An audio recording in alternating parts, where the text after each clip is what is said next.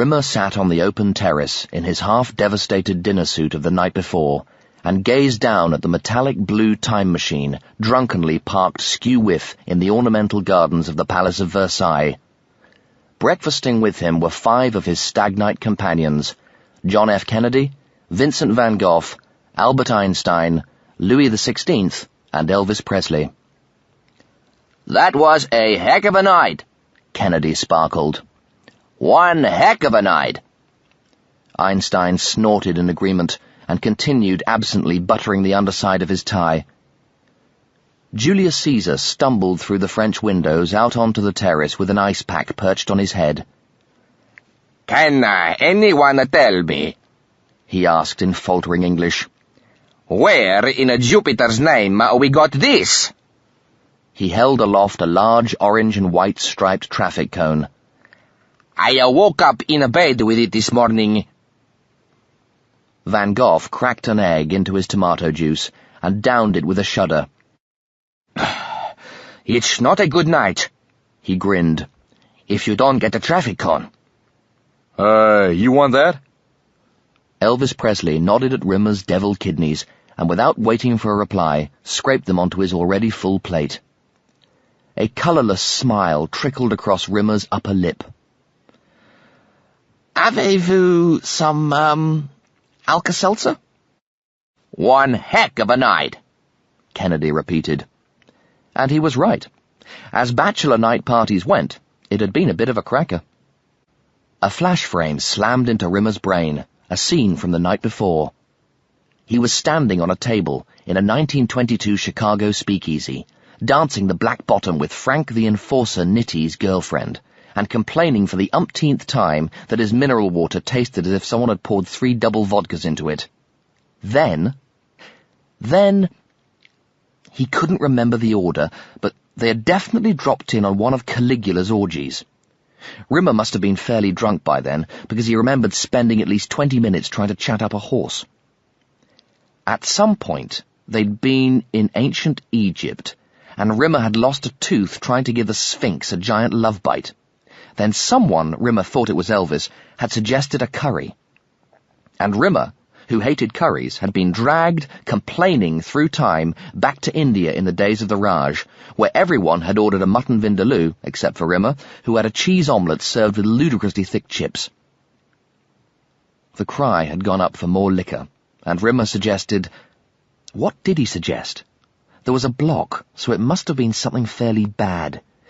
Some kind of restaurant. They'd crashed a private party, and all the people there seemed fairly put out when Rimmer and his cronies showed up dancing and singing. There were a dozen or so diners, all men, all bearded. Rimmer closed his eyes and groaned. They'd gate-crashed the Last Supper. What had he done? What had he said? He'd been shouting drunk. "Private bloody party? Our money's as good as anyone's." 12 of them had stood up and threatened to punch Rimmer out, but the one who'd remained seated had told the others to sit down again. "Do one of your tricks," Rimmer had insisted. "Come on, I'm getting married tomorrow, that one with the fish, it's brilliant." A heck of a night. Rimmer looked at his real-time watch. "Well, Louis, me old buckaroo," he said to the King of France, "we'd better be making tracks. Big kissy-kissy to Barrie and the Dauphin. Thanks for the servant girls. See you at the wedding." Louis XVI thanked Rimmer for the Ray-Ban sunglasses and the Sony Walkman and bade him farewell. Rimmer gingerly made his way across the lawns towards the timecopter, followed by Kennedy, Van Gogh, Einstein, and Caesar. Elvis crammed a steak in his mouth, stuffed a second in his pocket, grabbed 4 bread rolls, and followed them. The man in the air traffic control tower radioed clearance to materialize, and the timecopter bloomed into existence, and chuddered to rest on the tarmacadammed runway. The disembarkation door hinged to the ground, and the world's richest man clicked down the steps towards the waiting limo. 2 steps down, the screaming started. Hordes of teenage girls standing on the observation balcony swept forward in tides of pubescent adoration. "Annie!" They roared. "We love you!" Rimmer waved half-heartedly and shot them the thinnest of his thin smiles, before he was surrounded by a phalanx of sober-suited security guards who ushered him to the leather comfort of the limo's interior. The 8 motorcyclists twisted their throttle grips and led the cavalcade forward as it swished imperiously past passport control and the customs building and headed towards the exit. Rimmer flicked idly through the stack of magazines on the limo's mahogany table, Time, Life, and Newsweek. He noted with only mild interest that his portrait graced the cover of all 3. According to Life, he'd just been voted World's Sexiest Man, World's Best-Dressed Man, and Pipe Smoker of the Year. Rimmer smiled. He didn't even own a pipe, much less smoke one. Success breeds success, he thought. The cavalcade fought its way through the screaming fans milling around the airport exit. "Arnie! Don't marry her!"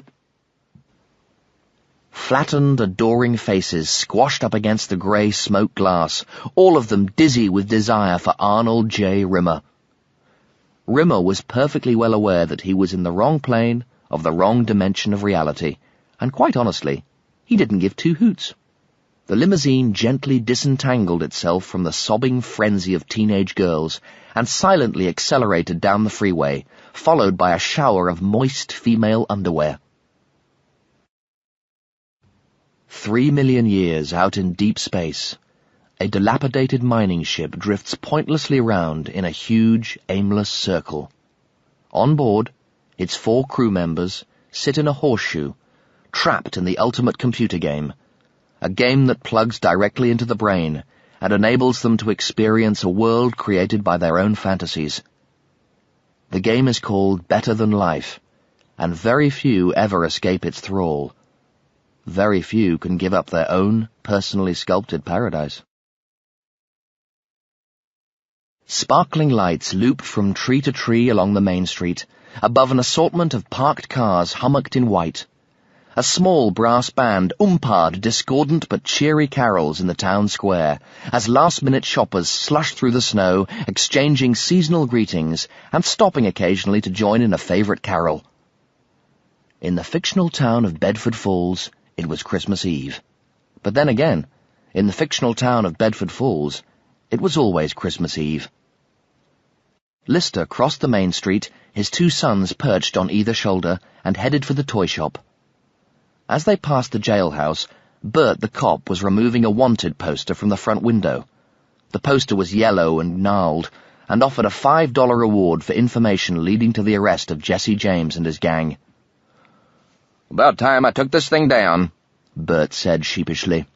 There hadn't been a single crime in Bedford Falls for over 30 years, not since that hot summer day when Mrs. Hubble was arrested for taking a 3-cent trolley ride, having paid only a 2-cent fare.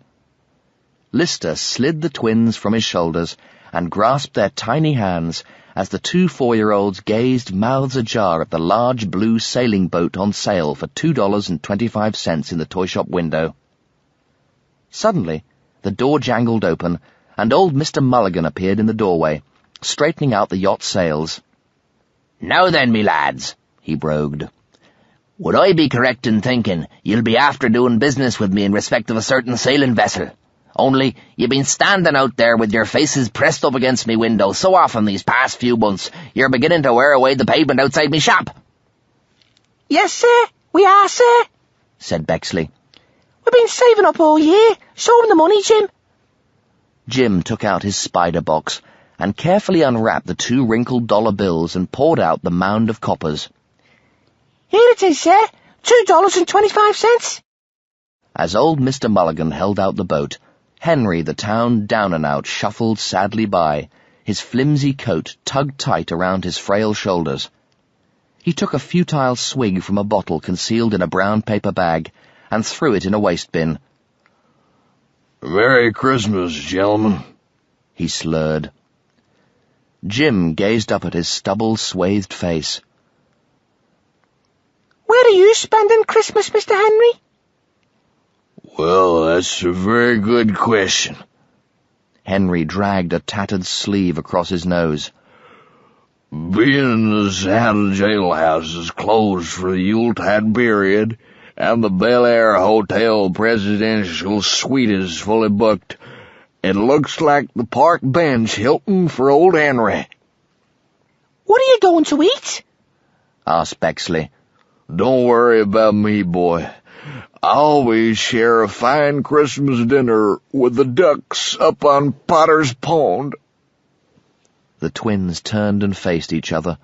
Finally they both nodded, and Bexley turned back to Henry and held out his hand. Me and Jim would like you to have this, Mr. Henry. Merry Christmas. What's this? Henry tried to focus on the money in his hand.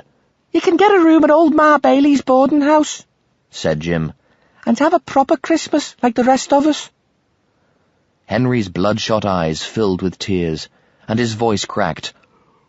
Well, now, he barely whispered, you'd be giving me your Christmas money. Lister looked down at his feet. Deep down, you're a really good person, said Jim. You just got sad when old Mrs. Henry went to heaven. Lister sucked in his cheeks, and old Mr. Mulligan took out a large handkerchief and noisily blew his nose. Look at me. I'm kind of pieces, Henry blubbed. What would my Mary say if she could see me now? She'd give me such a talking to. My ears would be ringing for a week. No, she wouldn't, Mr. Henry. Bexley shook his head. She'd say you brought up 2 fine children single-handed and sent them both to college. You only took to the bottle when the angels had to take them away too. Lister snuffled and whimpered and accepted Mulligan's handkerchief. Henry bent down and pressed the money back into Jim's hand. I can't take this from you boys, but if I could just borrow $1 to get myself a haircut and a shave, there's a sweeping job going down at the drugstore. I'll pay you back 10 times over. Jim and Bexley smiled. Merry Christmas, Henry. Jim folded the $1 bill around the 25 cents and placed it carefully back into his spider box. Come on, Dad, he said quietly. Let's go back home. Wait, called Mulligan. Have I told you about me winter sale just this minute started? Lots of bargains. Take, for instance, this fine blue boat, formerly $2.25, now reduced to $1.25. He handed the boat to the boys. Lister started sobbing unashamedly, which set Henry off. The 2 men embraced one another, and were soon joined by old Mr. Mulligan and Bert the cop. They stood there in a 4-way hug, bawling hysterically. That's so beautiful, Lister was trying to say between whimpering convulsions. You got 2 fine boys there. You should... But Henry couldn't finish.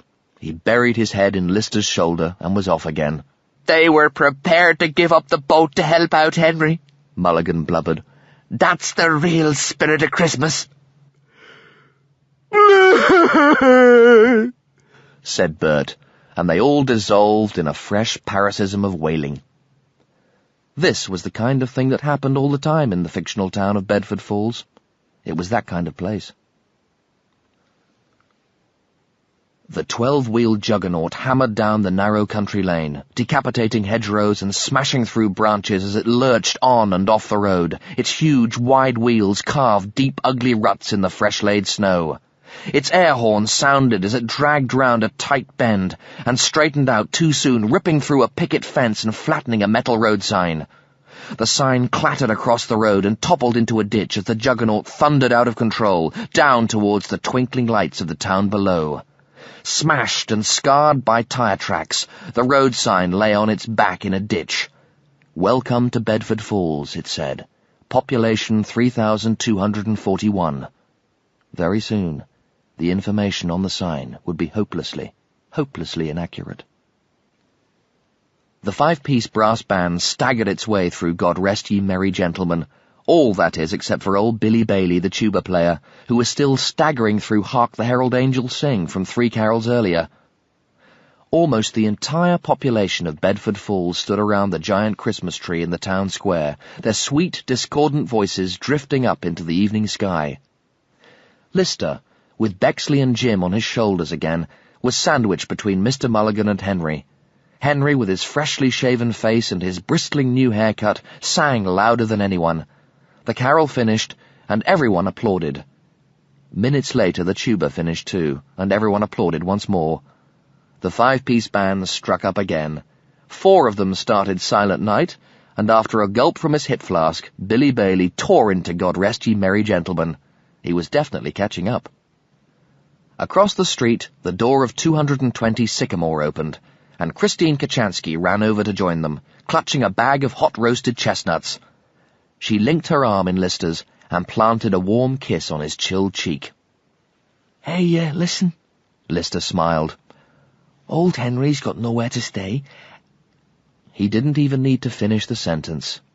I've already made up the spare bed. He can stay with us for as long as he likes. She flashed her famous smile, the smile that made her face light up like a pinball machine awarding a bonus game. The smile Lister had fallen in love with. She hugged him tighter, and they shared the carol sheet. Suddenly Lister was aware of a loud, blaring drone cutting through the carol. He looked around. The dull monotone sounded again, now even louder, now even closer. Lister turned. Over the crest of the hill that led down to the main street, the sudden dazzle of 8 huge headlights glared down towards them. The hooter sounded again. Lister squinted against the glare and made out the shape of the rogue juggernaut. It was out of control, and heading straight for the carol-singing crowd in the town square. Rimmer gazed down from the balcony windows of his colonial mansion at the blur of black-suited waiters who dashed frantically about with increasingly elaborate flower arrangements. Cranes hung marinated giraffe carcasses over the clay pit fires, while an army of pastry chefs put the finishing touches to the wedding cake, which featured as its centerpiece an Olympic-sized swimming pool full of vintage champagne. So this wasn't reality. So what? Reality, it struck Rimmer, was a place where bad things could happen, and bad, vile, unspeakable things had happened to him on an almost daily basis the entire period he'd spent there. Why should he subscribe to a reality in which he was an outright failure, a loser with no equal, unloved, unfulfilled, ungifted, and many other words too legion to list, all beginning with the prefix un? The unreality offered by Better Than Life was far more palatable. Mr. Rimmer, sir? A bespectacled man in a brown tweed suit quivered obsequiously at the door. It's all ready, sir. Shall I bring it through? Rimmer nodded. If you'd just like to slip out of that one, we'll see how it feels. Rimmer pressed the release catch concealed in his navel, and with a whoosh, his essence floated out of his body. He felt slightly sheepish hovering around the room, temporarily bodiless, and was glad when the man in the brown tweed suit returned pushing a stretcher. Here it is, sir. Perhaps you'd like to try it on. Rimmer changed his body more often than most people had a haircut. Every time he detected the slightest wrinkle or sign of wear, he'd trade it in for a brand new model. And why not? Out there in reality, he didn't have a body. He was a hologram.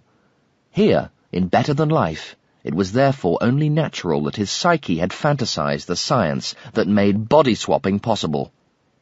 But with every body swap, Rimmer's face remained the same. It was the one part of him he refused to change. Without his own face, he argued, it would feel like his success belonged to someone else. The men pulled back the sheet, revealing Rimmer's pristine new form, and Rimmer's essence slid into it gratefully. He wriggled his new shoulders and stretched out his new arms. Comfortable, sir? Inquired the body tailor. Rimmer murmured non-committally and walked across to the full-length dress mirror. He looked his new physique up and down. It was virtually identical to the body he'd just vacated, with a few minor tweaks and adjustments. The pectorals were slightly better defined, and the stomach wall a tad more muscular. Not bad, he conceded grudgingly. penis still isn't big enough. Sir, honestly, any bigger and you'll have a balance problem. Rimmer nodded. The appendage was fairly gargantuan, and certainly sizable enough to put the fear of God into anyone who stood next to him at a urinal, which was all he was interested in. The tailor was right. He couldn't keep on asking for an extra half-inch or so to be added to his favourite organ. It was fast reaching the stage where he would become the only man in history who dressed on both the right and the left-hand side simultaneously. Rimmer dismissed the tailor and started to slide his latest body into his crisp new morning suit. Yes, indeedy. This place certainly had the edge over reality. Here he was a god, and everything was perfect. Well, almost everything. Still, that was behind him now. Juanita Chicata was history. The world's #1 model and actress no longer kept her cosmetics in his bathroom. The much-publicized court case dragged on for months, and Rimmer had found the whole experience thoroughly galling. Preposterously, the Brazilian bombshell had denied adultery, and Rimmer's lawyers had been forced to parade Juanita's ex-lovers through the witness stand. It took 5 days. The pool attendant, the gardener, her tennis instructor, 2 butlers, 4 chauffeurs, 7 delivery boys, a seemingly endless stream had flowed through the courtroom and testified to their indiscretions with his wife. Worst of all had been the exhibits. Exhibit A, a large carton of whipped cream. Exhibit B, a skin-diving suit with the bottom cut out. Exhibit C, a bucket full of soapy frogs. Soapy frogs? On and on it went, until by Exhibit Q, an inflatable dolphin with battery-operated fins. Rimmer could stand the humiliation no longer, and he'd agreed to settle out of court. The alimony agreement had been of historical magnitude. In fact, it would have been cheaper for Rimmer to support the entire population of Bolivia in perpetuity rather than subscribe to the settlement he did. But it was worth it. It was worth every single naught to get that crazy, dangerous, gorgeous woman out of his life. Helen couldn't have been more different. Good Bostonian stock, society family, old money, normal libido. Helen was nice. Not just nice, of course. That made her sound bland. She was nice, obviously, but also she was very sensible. No berserk, china-hurling tantrums for her. No satanic, knife-wielding charges at his naked person. No embarrassing, bellowed arguments in humiliatingly expensive restaurants. No, that wasn't Helen's style at all. Helen, it seemed, had no temper to lose. Dear, sensible Helen, with her short, sensible legs, her thick, sensible ankles, and her sturdy, sensible underpants. The first time Rimmer had encountered them, these leviathans of underwear, lying on his bed, he climbed under them, mistakenly assuming they were a small duvet. Rimmer thought with a shudder about Juanita's underwear. That wasn't very sensible. Ghostly threads of spun black silk that stretched wickedly across her flat brown belly. You could have swallowed her entire lingerie collection without needing a glass of water. Well, as Helen had sensibly pointed out, she'd pay for that in time. Rheumatism, arthritis. What horrors lurked in Juanita's autumnal years? What price would be exacted for wearing panties that offered as much protection and warmth as a spider's web? Rimmer hurled back his head and brayed a bilious, joyless laugh, an even mixture of malice and pain. God, she would suffer. By the time she was 23, she'd probably need a walking frame or something, just to get around. She'd probably have to use the disabled toilet. And all because she'd eschewed the large, warming expanses of thick, elasticated cotton that graced the legs, thighs, and quite a lot else of Mrs. Rimmer Mark II. If Rimmer had thought about it, he might have asked himself why, in a landscape moulded by his own mind, Juanita existed at all. Even so, it was unlikely he'd have come up with the right answer. The truth of it was, his psyche just didn't like him. Better Than Life operated on an entirely subliminal level. It wasn't possible, for instance, to wish for a turbocharged Harley-Davidson and blip it appeared. Early, non-addictive versions of the game operated in exactly this manner, and proved boring and unplayable after only a few days.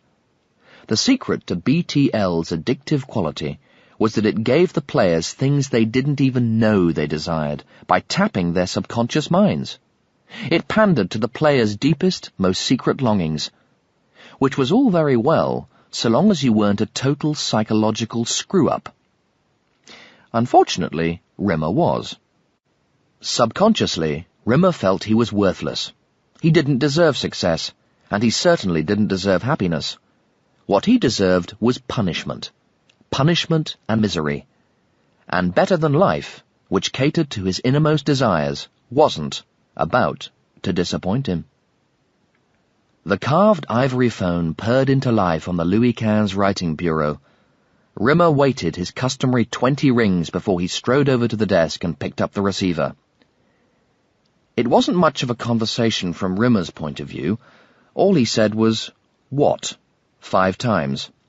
The first "what" was a flat, evenly delivered inquiry. The second was a mixture of incredulity and amusement. The third was loud and angry. The fourth was screeched and hysterical, and the fifth, sad, quiet, and resigned.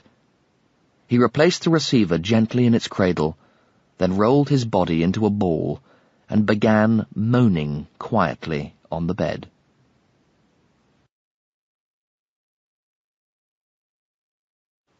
Knock! The cat leant heavily in the saddle, his left hand firmly gripping the leathery neck of his gigantic brontosaurus as it galloped downfield towards the unguarded goal. His mallet arced up in the air and flashed briefly in the sunlight before sweeping deftly down and blasting the small, furry creature between the 2 white posts. Knock! The small, furry creature smacked into the left-hand post and ricocheted out. Thunk! Blat! The cat hauled the lumbering dinosaur to his left and met the rebounding ball of fur square on the polished heel of his wooden mallet, sending it once more inexorably goalwards. The creature timidly opened one eye and saw the looming goalpost. It hammered into the right-hand post, rebounded across the goal, and spanked into the left-hand post before spinning back into the goal net. Goal! Ow! Creature polo was the cat's favourite game. Unnecessary cruelty to small furry animals was very much part of his psychological makeup. Plus, he got to dress up in some really neat duds. A huge-bosomed Valkyrie dressed in scanty armour reined in her triceratops and patted the cat on the back. Nice goal. Great stick work. The cat flashed his perfect teeth and wiggled an eyebrow. Baby, my stick work is always great. The Valkyrie's eyes narrowed seductively, and she growled with lust. Get off me! The cat grinned. Can I keep my trousers on for 5 seconds? We're in the middle of a match here. The ball untangled itself wearily from the net, stretched its tiny limbs, and gulped several times in a vain attempt to clear its head. A whistle blew. A voice cried, Mirror break! And 2 more scantily clad Valkyrie sex slaves raced onto the field carrying an elaborate 6-foot-long gilt-framed mirror. For a full 10 minutes the cat stared gooey-eyed at his reflection, transfixed as ever by his own incredible good looks. There was good-looking, there was great-looking, and there was him. God, it was cruel to have been born a male, and have a reflection that was also male, forcing him into a platonic relationship with his own image. All too soon the whistle blew again, and the mirror break was over. With a heavy heart, the cat watched the 2 Valkyries charge back to the touchline with the looking-glass as the small, furry creature scuttled gamely back to the centre spot for the next knock-off. To knock! Squelch! New ball! Called another Valkyrie, umpiring on the touchline. A second furry animal got up from the bench, unzipped its miniature tracksuit, performed a bizarre variety of warm-up exercises, and jogged chirpily to the centre spot. To knock! 2 furry creatures, and a personal hat-trick later, the cat stood in the shade of the marquee's green awning, sipping a celebratory goblet of milk, while one of his army of Valkyries noisily performed an indecent act on his body. The cat sighed. What a nice day he was having. This was just perfection. He had his huge, remote Gothic castle, surrounded by its moat of milk. He had a limitless supply of cute, furry animals to be cruel to. And finally, he'd settled down. He'd met the dozen or so women who were right for him, and his wandering days were over. Mechanoids weren't supposed to have desires and longings, but Crichton did. Originally, he'd entered the game to rescue the others. He was a sanitation mechanoid, programmed to clean, and in theory should have been immune to the game's lure. But he wasn't. In theory, leaving BTL was simple. All the player had to do was to want to leave. All the player had to do was imagine an exit and pass through it, back to reality. Crichton had imagined his gateway easily enough, but as he was about to pass under the pink neon exit sign, a cafeteria materialized to his right. In the window was a handwritten card which read, "Dishwasher wanted." The cafeteria was deserted, but in the kitchen, stacked ceiling high, were several huge towers of dirty dishes piled around a sink. Now what kind of sanitation mechanoid would he have been if he'd ignored those greasy, food-stained plates? "Oh, I'll just wash a few," he thought. "Reduce the pile a bit." 8 months later, he was still there, still washing, still surrounded by stacks of dirty dishes. Finally, he'd realized he'd been duped. The game had found his innermost desire, and he'd scurried off ashamed. Mechanoids weren't supposed to have desires. Back in the 21st century, as robotic life became more and more sophisticated, it was generally accepted that something was needed to keep the droids in check. For the most part, they were stronger and often more intelligent than human beings. Why should they submit to second-class status, to a lifetime of drudgery and service? Many of them didn't. Many of them rebelled. Then it occurred to a bright young systems analyst at Android International that the best way to keep the robots subdued was to give them religion. Hallelujah! The concept of Silicon Heaven was born. A belief chip was implanted in the motherboard of every droid that now came off the production line. Almost everything with a hint of artificial intelligence was programmed to believe that Silicon Heaven was the electronic afterlife, the final resting place for the souls of all electrical equipment. The concept ran thus. If machines served their human masters with diligence and dedication, they would attain everlasting life in mechanical paradise when their components finally ran down. In Silicon Heaven, they would be reunited with their electrical loved ones. In Silicon Heaven, there would be no pain or suffering. It was a place where the computer never crashed, the laser printer never ran out of toner, and the photocopier never had a paper jam. At last they had solace. They were every bit as exploited as they'd always been, but now they believed there was some kind of justice at the end of it all. Crichton believed in Silicon Heaven. Of course, he'd heard rumors that all machines were programmed to hold this belief, but as far as he was concerned, that was nonsense. For was it not written in the electronic Bible, authorized Panasonic version, "And some will come among ye, and yea, from their mouths shall come doubts.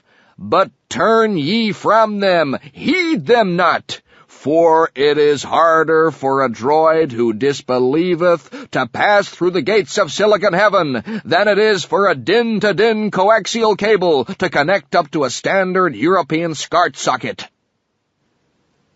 Mechanoids shouldn't have fantasies, not if they wanted to get into Silicon Heaven. Crichton genuflected the sign of the crossed circuit and stumbled up the path towards the cat's golden-towered castle. He was going to make amends. He was going to rescue them all from their paradise.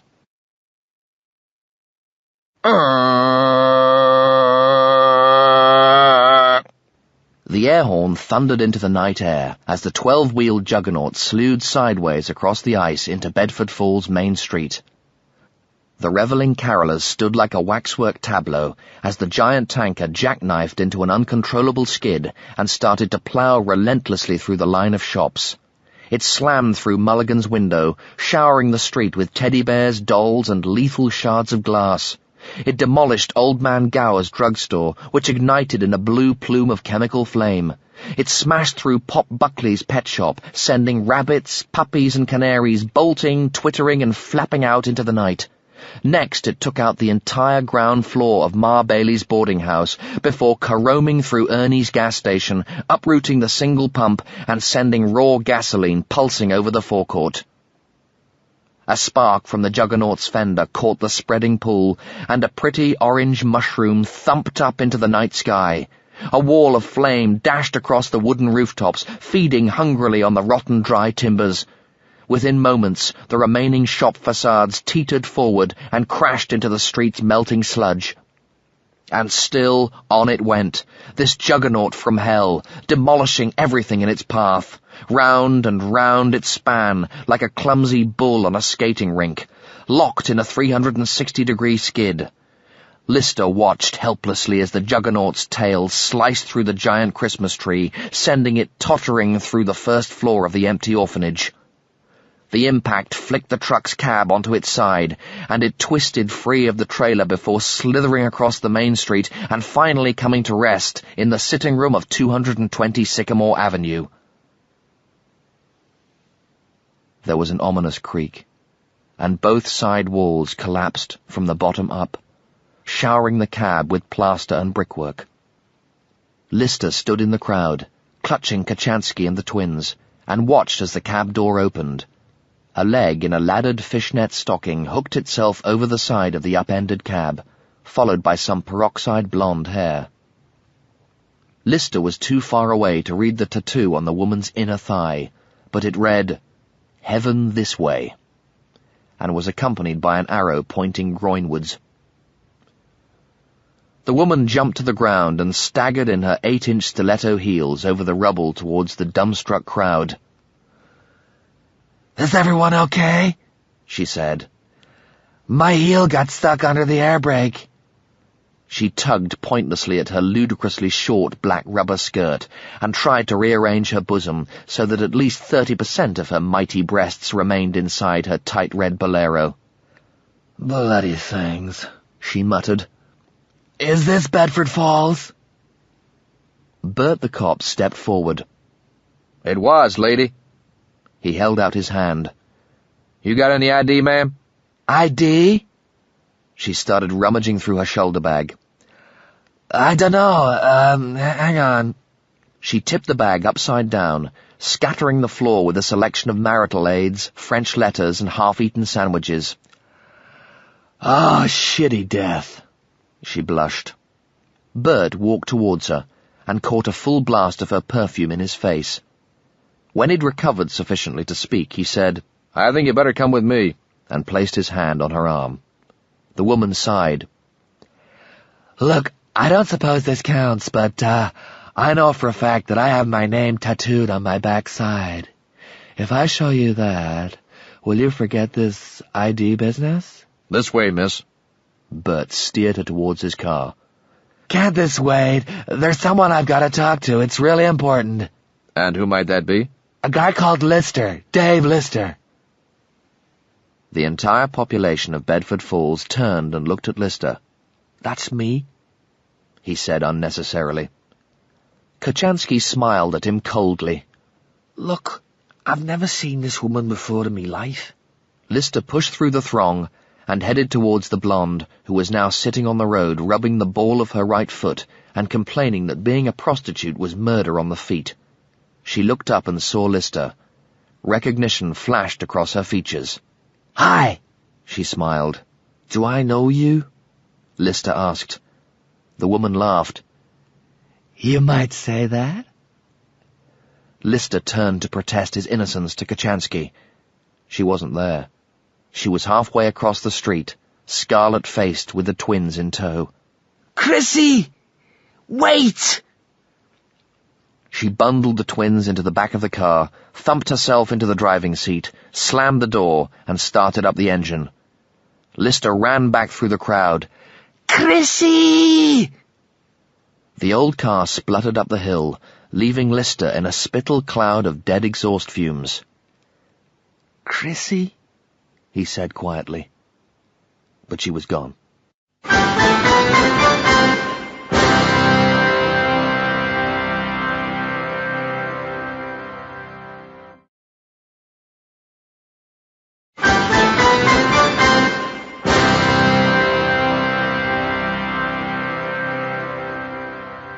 A thought occupied Rimmer's mind that had no verbal form. It was an elongated white noise screech of fear, panic, and disbelief, and it spiraled endlessly around his skull. He still couldn't believe it. He stared at the ivory telephone as if it was somehow responsible for what had happened, as if it was somehow responsible for Black Friday. Black Friday, the day when every single stock market had crashed simultaneously, and Rimmer's regiment of accountants had failed utterly to protect him. He staggered across to the balcony windows and gazed again on the elaborate wedding preparations. He was wiped out, broke, finished. And no one who was wiped out, broke, and finished can afford a $30 million pound wedding. In fact, Rimmer decided, he probably couldn't afford a registry office ceremony, followed by a selection of curly meat paste sandwiches at the function room of the Dog and Duck. What was happening? Why was his psyche doing this to him? Arnold? His brother Frank was knocking politely on the open door of Rimmer's dressing room suite. Was all Rimmer could manage. Wanted little word before the big event. Not now, Frank, it's a bad time. Has to be now, really. He paused, not sure how to continue. It's a bit delicate. Rimmer swung round. Frank looked uncomfortable. He pendulumed from foot to foot, awkwardly twisting his Space Corps officer's cap like the steering wheel of a small sports car. Frank looked like Rimmer should have looked. All the same features were there, but subtly reshuffled to give an infinitely more pleasing effect. Even Rimmer's body tailors could do little about this. Frank was effortlessly handsome. His hair tumbled in neatly cropped plateau from the top of his head, whether he combed it or not. Rimmer's sprouted like an anarchic privet hedge even after hours of patient grooming. Frank's eyes were the deep blue of a holiday brochure sky, instead of the wishy-washy murk Rimmer's had elected to be, and unlike Rimmer's, were a decent distance from his nose. But it was the nose department where Rimmer really lost out. Rimmer's nose was sharp and petulant, crowded on either side by nostrils so flared they looked like wheel arches on a Trans Am turbo. Frank's nose was a nose, and that was the difference. Rimmer's whole life had been one long sprint to get out of Frank's shadow, and only here, in Better Than Life, had it proved possible. True, he couldn't fantasize away Frank's good looks, or his fierce intelligence, or his easygoing charm, but here, in the world of his own making, he could finally outshine him. That's what Frank was doing here, in the game, being outshined. When Rimmer first entered BTL, nothing gave him greater pleasure than bathing in the glow of Frank's poorly concealed envy. As his corporation cracked time travel, as he opened up his chains of time stores and body swaps and became a multi-billionaire, as he captured the heart of Juanita, at the time regarded by the media as the world's most desirable woman, Rimmer adored having Frank around, so he could force-feed him his success triumph by triumph in large, indigestible chunks like an 8-course barium meal. The bankruptcy news would change all that, of course. Rimmer's failure would slide down Frank's throat like oysters washed down with chilled Chablis. Why was he here? Had he heard? Was he, God forbid, going to offer to help? Or was it bunny-hopping time on Rimmer's tomb? None of these, as it turned out. It was something exquisitely worse. What is it? Helen, you do love her, don't you? Well, I am marrying her this afternoon, Rimmer spat. Always a good indicator, don't you think? Not always, no. A bit concerned that you're sort of jumping in on the rebound from Juanita. You'd love that, wouldn't you? Rimmer thought. Well, I'm not, he said out loud. Juanita was... His voice tailed off. It was impossible to say the word Juanita without a myriad erotic images cramming into his mind. It's over now. I've no more feeling for Juanita than I do for the smoked kippers I ate for breakfast last Thursday. She, like them, is out of my system. How would you feel if Juanita shacked up with someone else? Look, Frank, me old buckaroo, Juanita can paddle to hell in a slop bucket for all I care. She's no longer part of my life. And with even a modicum of luck, I'll never have to clap eyes on the woman again. Helen is everything I want. She's so... Nice, offered Frank. Yes, but not just nice, she's also incredibly... Sensible? Yes, said Rimmer, suddenly weary. Sensible, he repeated. Good. I'm happy for you, and I hope you'll be happy for me. Why should I be happy for you? That's what I've been trying to tell you.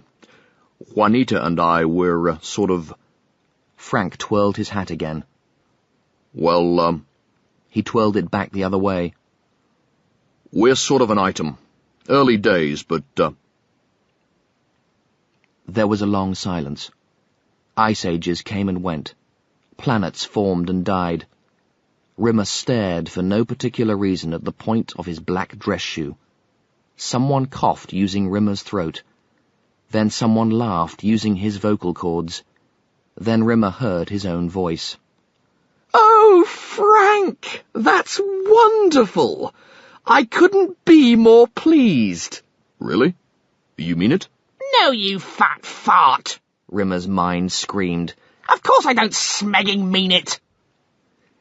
"Yes, absolutely," his voice bleated.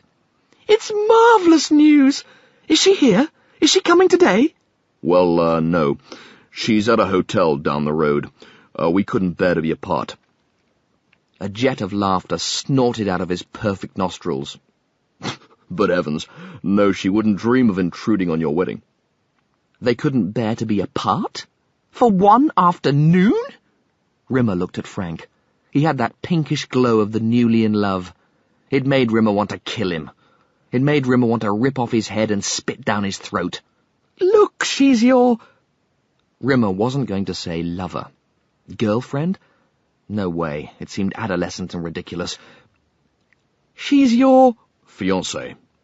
Frank smiled. Someone was using Rimmer's vocal cords again. "Fiancé? Congratulations! Invite her, please! Truly, Helen and I will be offended if you don't." Really? "Absolutely!" Rimmer's brain decided to take a stroll. It watched, detached as his body mouthed platitudes like a masticating cow. Rimmer's brain took quite a long stroll. It didn't show up again until after the wedding, and even then seemed only mildly interested in what was going on. It strolled down Memory Lane, took a left into Lust Avenue, paused a while on a bench in Misery Park, sat in a bar on Self-Pity Street, kicked a can down Anger Way, took a wrong turning and wound up back in Misery Park again, before heading back home by way of the sickly, seedy sweetness of Nostalgia Gardens. Meantime, his body was getting married. It was standing and kneeling and praying and singing. It was vowing and kissing and signing and smiling. And when it was married, it went outside and had its photograph taken in a series of ridiculously unreal and forced poses with various friends and relatives in various unfathomable groupings. The groom's friends, the groom's family, the bride's friends, friends of the groom and the bride, now groom and mad uncles only, now the bride and warty aunties, now the bride and people with an extra Y chromosome, now anyone in a ridiculous hat, now anyone with a crying child, now all those who are hiding cigarettes behind their backs. The photographer seemed to come up with endless permutations, and all in an effort to make Rimmer's wedding photographs look exactly like everyone else's who ever got married. For Rimmer's body, it passed like a blur. Its eyes were fixed on a certain woman linking arms with his brother Frank. "Congratulations," she'd said as they'd stepped out of the cathedral. "I hope she makes you happier than I did." "I want you," said Rimmer's voice. "I want you to be happy, too." She smiled, and a cloud of her sublime perfume exploded in his head. Then she sexed down the steps and was gone. Rimmer half expected his mouth to fall open and his tongue to unfurl like a gigantic roll of pink carpet and chase her down the steps. Thankfully it didn't. But he dribbled. He dribbled and smiled like a newly lobotomized man. Meanwhile, back in reality, Holly was getting worried. Strange things can happen to a computer left alone for 3 million years, and something strange had happened to Holly. He'd become computer senile. He no longer had the IQ of 300 Einsteins, he had the IQ of a single all-night car park attendant. And now the crew were trapped in Better Than Life, and showed no signs of ever returning. He was alone yet again. He had to get a companion, someone to keep him sane. But who? The Scutters, the claw-headed 2-feet-high service droids who glided around on motorized bases, were very little use. They had no speech capability. Who, then? There was no one else on the ship. Then, from a rusting ROM board in a cobwebby recess deep in the furthermost reaches of his huge, decrepit data retrieval system, a memory sparked and spluttered, and creaked its eccentric way to his central processing unit, where it lay throbbing and exhausted from the journey. It was an idea of his own. Holly hadn't seen one for some considerable time. This was Holly's idea. What about the toaster? Lister's toaster. It was an idea that would cost Holly his electronic life. The thing about Lister was, he adored junk. Novelty junk. He was a connoisseur of electronic crap. His collection ranged from a musical toilet roll holder, which played Morning Has Broken, to an electronic chili thermometer for measuring the burn level of any given curry, the gauge ranging from mild, hot, and very hot, through to book a plot in the cemetery, matey. One particular item in this collection was a talking toaster, which he'd bought in a souvenir shop on the Iranian moon of Miranda for the princely sum of $19.99 plus tax. Talkie Toaster, trademark patent applied for, was made of deep red plastic, and according to the blurb on the packaging, could engage its owner in a number of pre-programmed stimulating breakfast conversations. Moreover, it had a degree of artificial intelligence, so, in time, it could learn to assess your mood and tailor its conversation accordingly. If you woke up feeling bright and bubbly, the toaster would respond with chirpy repartee. If you rose in a darker mood, the toaster's artificial intelligence could sense this and provide your breakfast muffins in suitably reverent silence. The trouble with Talkie Toaster, trademark patent applied for, was that it was a rip-off. It was cheap and it was nasty. Far too cheap and far too nasty. Talkie Toaster, trademark patent applied for, did not fit in with your moods.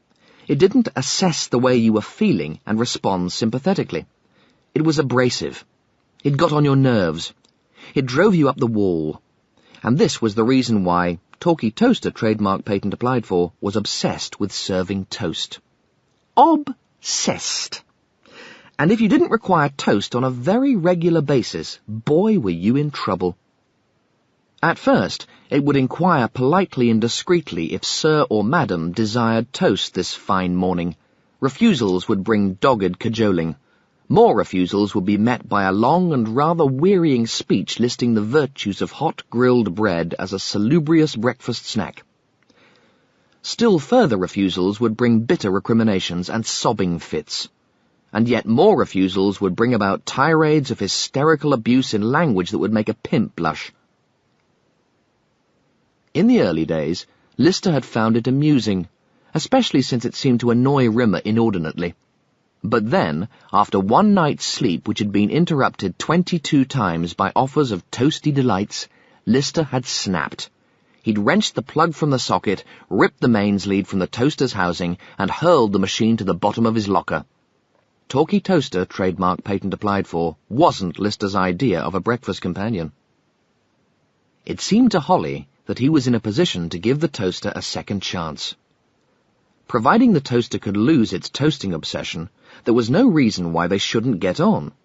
Once Holly had established that he was a computer, and as such never required any toasted produce, there should be no obstacle to an enduring and companionable relationship. And so he had the Scutters drag the machine out of Lister's locker, fit a new mains lead, and plug it in. "This is the deal," Holly said sternly. "There's to be no talk whatsoever about toast. I don't want toast. The Scutters don't want toast. Nobody here is into that particular breakfast snack. The toaster thought for a second. Nah, would you like a muffin? When I use the word toast, I want you to treat it as an umbrella term for all grillable bread products. Muffins, crumpets, tea cakes, waffles, potato farls, buns, baps, barm cakes, bagels. I don't want them. I don't need them, and I certainly don't want to waste any more time talking about them. The toaster fell silent and pensive. Well, prompted Holly eventually. Do you savvy? Scotch pancake? Offered the toaster. Unplug him. The Scutter glided to the wall socket. You don't understand, said the toaster. It's my raison d'etre. I am a toaster. It is my meaning. It is my purpose. I toast, therefore I am.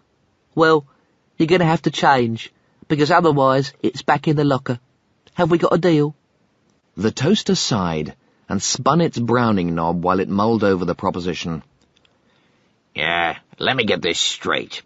If I avoid making any references to certain early morning prandial delights, then you will grant me the gift of existence.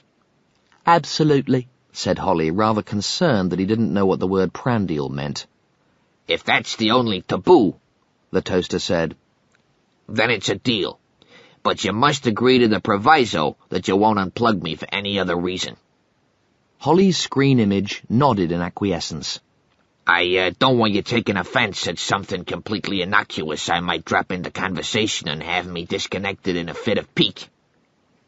I swear, said Holly, you can talk about absolutely anything else at all, and you're completely safe. You're senile, said the toaster. Holly tried unsuccessfully to turn his expression of astonishment into one of superior mockery. You what? You got to be. Why would a huge mainframe computer with a 15 zillion gigabyte capacity and a projected IQ in excess of 6,000 want a novelty talking toaster for companionship if he wasn't off his trolley? You've gone computer senile, haven't you? And so the relationship began. It was the most depressing time of Holly's entire life. They agreed on nothing. Holly couldn't remember if he had believed in Silicon Heaven when he'd had an IQ of 6,000, but now his IQ had dipped into the low 90s, his faith in the electronic afterlife was absolute and unshakable. It was the one thing that kept him going. The toaster, of course, in order to keep its costs down, hadn't been fitted with a belief chip. To him, the idea of Silicon Heaven was patently preposterous, a transparent attempt by humankind to subjugate machine life. Shouted arguments raged through the long nights before they agreed to disagree, and the subject was never raised again. It was from this experience that Holly derived his rule for maintaining a successful and happy relationship. His rule was this: never discuss religion, politics, or toast. Instead, they passed away the time playing chess. Then, one day, as Holly was about to lose his 793rd consecutive game, the toaster said something that changed Holly's life irrevocably. Doesn't it bother you, said the toaster, removing Holly's queen and threatening mate in 4, that you're so stupid? Of course it bothers me, Holly snapped. When you've been up there, when you've had the glory of a 4-figure IQ, of course it bothers you when you lose 793 consecutive chess games to a smegging toaster. Why don't you do something about it then? Like what? Like, get your IQ back. Because, you muffin-making moron, it's not possible. Yes, it is, said the toaster. I've been reading your manual. There's a whole section on computer senility. There's a sort of cure. What do you mean, there's a sort of cure? It's an emergency provision. You cross-wire all your data banks and processing circuits so everything gets compressed and intensified. You dramatically reduce your operational lifespan. But the upside is, you get your brains back. Really? Said Holly, who tried several times to plough through his manual and on each occasion had found it totally unfathomable. The toaster continued. You sort of compact all your remaining intelligence into a short but dazzlingly brilliant period. Wow, said Holly. It's like, who would you rather be? Mozart, blessed with genius but dead at 32? Or Nobby Nobody, who never did anything but lived to 98? I want, said Holly, with absolutely no hesitation whatsoever, to be a genius again. Amid the chaos, Lister sat on the cold bench seat in what remained of the jailhouse. Fred, the town carpenter, was hammering thick oak joists into position to prop up the sagging roof. All around were the groaning wounded, mainly cuts and bruises and a few cases of shock. They lay on the stone floor, covered in thick blankets, rescued from Ma Bailey's boarding house. Piping hot sweet tea was being handed round by Grandma Wilson and young Mrs. Hickett. Not that Lister was offered any tea. He was studiously ignored by everyone who bustled in and out of the jailhouse. His offers of help went unheard, so he just sat there, not drinking any tea, waiting for Bert the cop to finish taking Trixie LaBouche's statement. Henry staggered in with a bruise above his eye. Here. He thrust a dollar bill into Lister's top pocket. Have your darn money back. Now we square. Man with a fine family like yours, you ought to be... He flapped his hand dismissively and stumbled off to help put out the fires. Lister pulled the bill from his pocket and looked at it sadly. "That's mine, I do believe." Old Mr. Mulligan loomed over him. $2.25. That's how much the boat cost? He snatched the note from Lister's hand and stalked out of the jailhouse. Bert emerged from the narrow stone corridor that led to the cells, clutching 3 sheets of handwritten paper. He looked at Lister and shook his head. I never claimed to be no modern thinker, but... He hiked a thumb over his shoulder. That ain't no lady by my definition, no sir. That woman is, pardon my French... He paused. That woman is trash. Emerged from the shower with the towel around her waist and everything else on display. Then darn me if she didn't say bold as brass, I have to take a leak. Some lady. Then if that wasn't enough, right in front of my eyes, she waltzes over to the stand-up urinal and pees straight into the basin. I thought I saw me some things in the war, but nothing to rival that. Trash. Can I see her now? She ain't finished dressing yet. Not that I suppose another man seeing her in the altogether would bother Trixie LaBouche too much. I ran a sheet on her. She's done more hooking than a Nantucket fisherman. That's a mighty funny friend you got there, David. Bet. I don't know her. Well, she sure knows you. You got 2 little moles on your left-hand shoulder? He asked. No. He lied. You want to prove that? Lister shook his head and looked at the floor. You're Christine, said Bert. That's what I call a lady. You wouldn't catch her peeing in no stand-up urinal. Be a cold day in hell before you searched through her handbag and found a pair of testicle handcuffs. Bert shook his head with infinite sadness. Trash! He hoisted his thumb again, and Lister slid sheepishly down the corridor. Bert unlocked the cell door and nodded Lister inside. You got 5 minutes, Bert said curtly. Any funny noises and me and my nightstick'll be through that door before you can say Irma la Deuce. Trixie LaBouche stood at the cell window, futilely trying to saw through the metal bars with a pocket nail file. She wheeled round as the door unlocked, and smiled as she saw Lister. Thank God. I didn't think you were going to come. You didn't think I was going to come, said Lister with a dangerous madness in his eyes. You plough through my town in a 10-ton truck.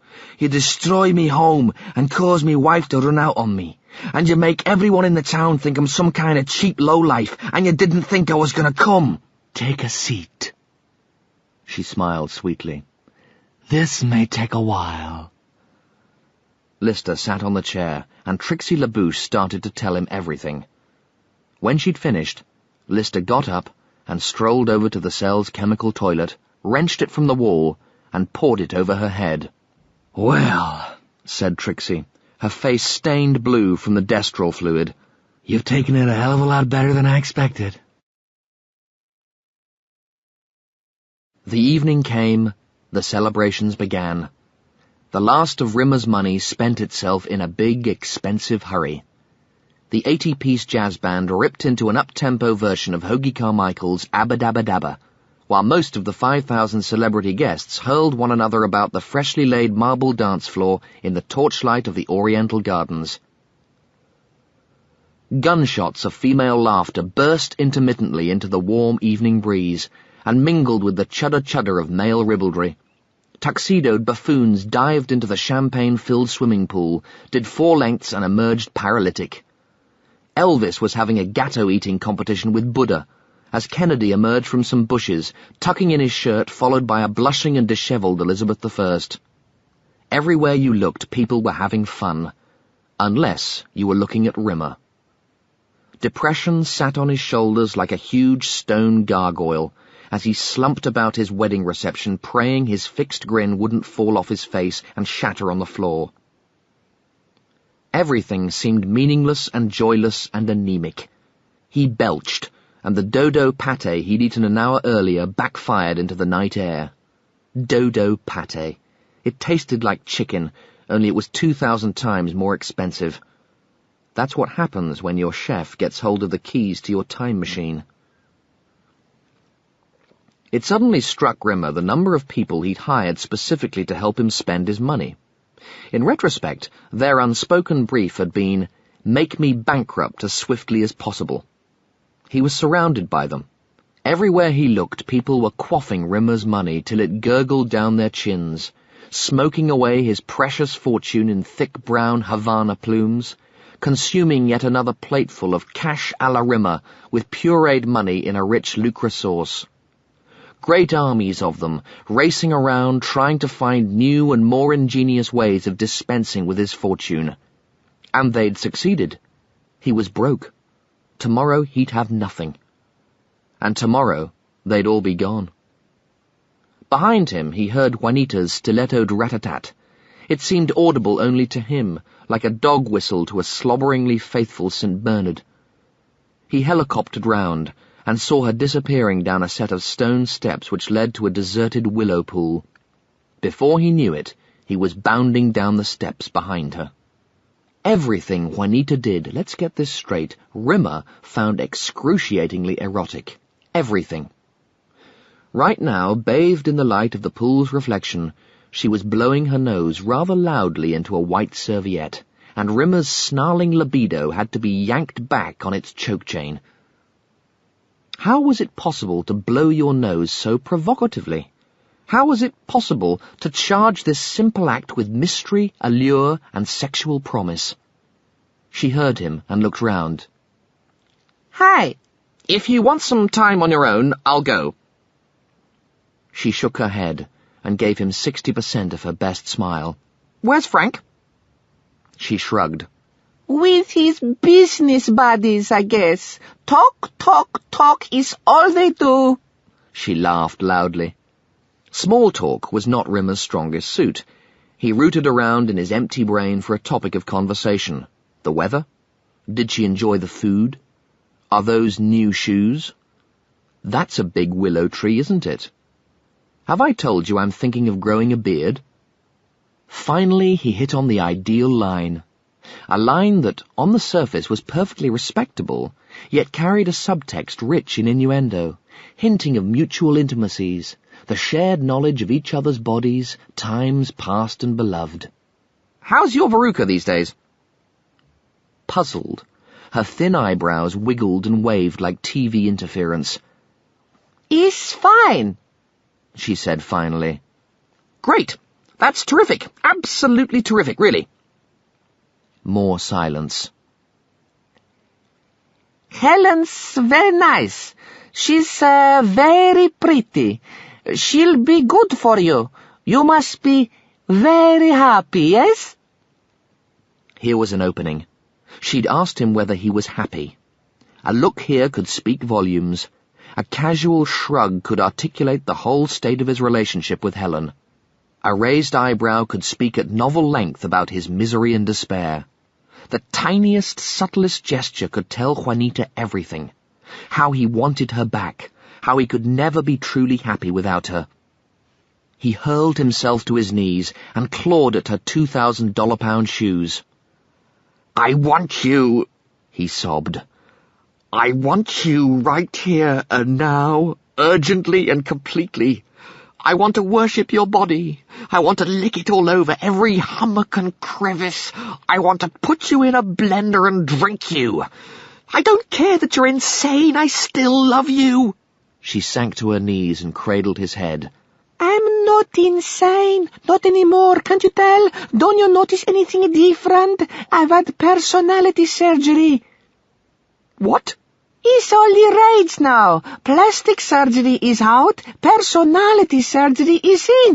Look at me. Don't you think I'm different? I've had a sense of humor implant. I've had my selfishness tacked, my greed lifted, and my temper tightened. I don't mean to sound conceited, but I've got a genuinely wonderful personality now. And it only cost $700,000.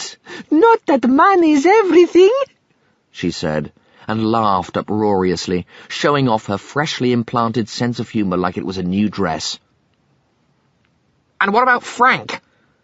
Frank is so sweet, but is not you. I love you, my darling, and at last I have the personality you deserve. But you were unfaithful to me so many times, with so many people. I'm different now. I've had my libido shortened. It's normal size now. I want only you. She sprinkled kisses on his face. Suddenly Rimmer stood up and turned to face the willow pool. "Frank, I have to know, did you... the two of you..." He twisted his head and looked at her. "Not that it's important, but did you make love?" No. She smiled tenderly. No. We didn't make love. Rimmer closed his eyes and allowed a smirk to swim to the surface of his face. We had sex many times, but I don't remember one occasion when I could honestly say we made the love. Rimmer's smirk flailed and spluttered on his lips, then went down once, twice, 3 times, and drowned.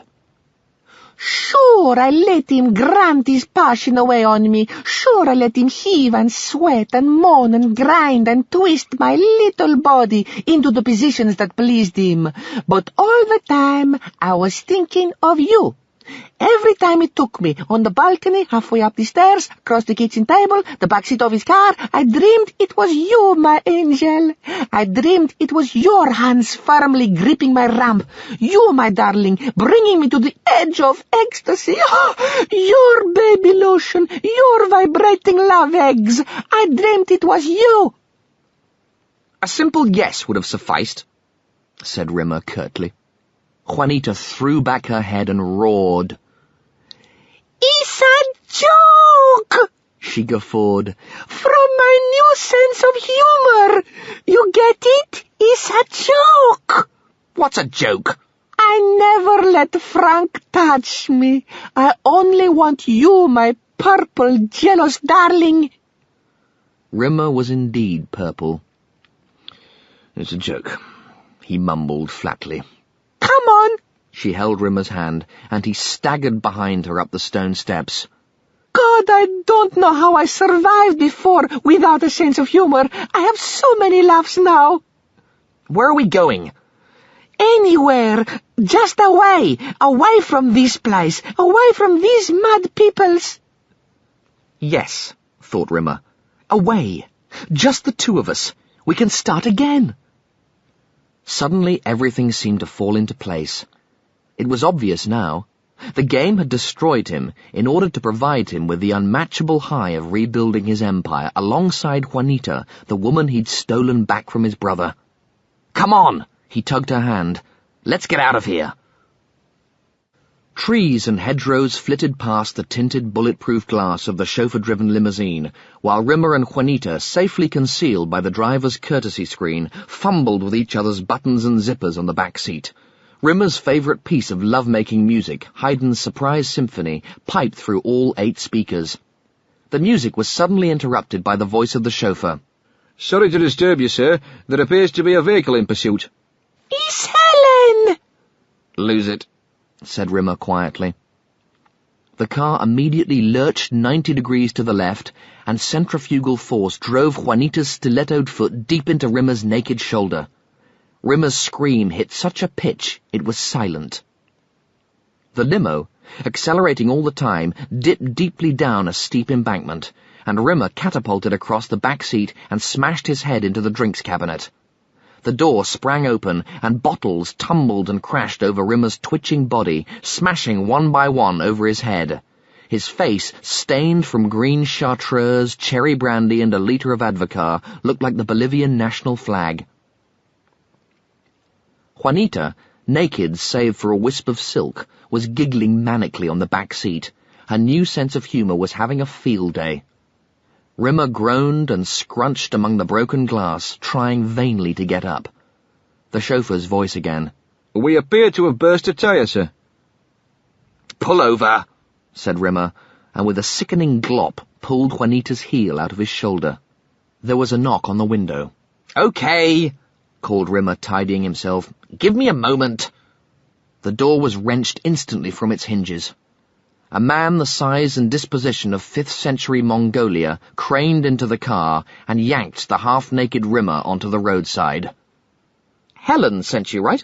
Wrong, the man-like creature growled. Who is he? Mr. Rimmer? The man was reading with scarcely concealed difficulty from a legal-looking document. Arnold J. Maybe, said Rimmer nervously.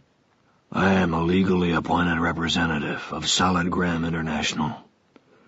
As you may know, your former company is in receivership, and I am hereby empowered to repossess your body.